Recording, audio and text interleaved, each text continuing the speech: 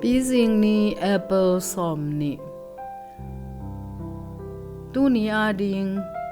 hang tang thu khatna alian som le sagi aneu som le gokpan som ni lani to papa siano nang ma in hi chang dong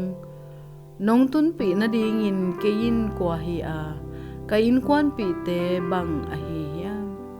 hang tang thu khatna alian som le sagi aneu som le gok kiniam hiat na to ki pum piang na van leng hol khat atanu ni to Alaska gam ke soldona khwa panin ding khiau hi ai zong van leng atuk na ding mun tu non lo hi tol sung van leng hol tampi in to van leng zongu a atom na terry goes in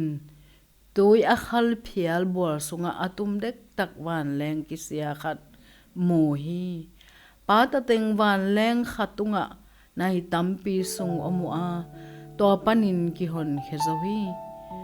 God's in ahun ane isate mirang te ading phal takin apyak khiat na to nun tak na hon khezawi kiniam khiat na to ahan cham na again na laka to van leng amu masat chiang hilelinge chi hi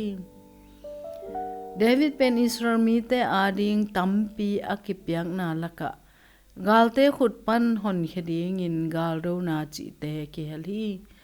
to bana na tan tung tonin ama sung pan akip suak ding kum pito khom khat kilam dinga to pen Chris tung tonin tang tung ding chi hi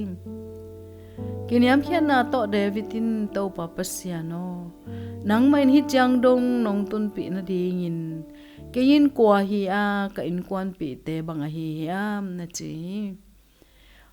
anun tak na pen pasian le ama de na bangin akilam a hi na ama akipan aminam bup ahon hia agum hia pasian a hi na Davidin thein hi to pa Jesu ama ma kiniam hiat tomin atop na a eite ading anun tak na hong ki pahia hi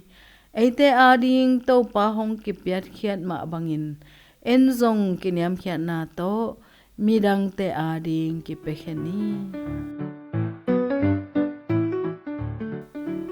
pasian maya banghang kiniam khiat na thupi hiam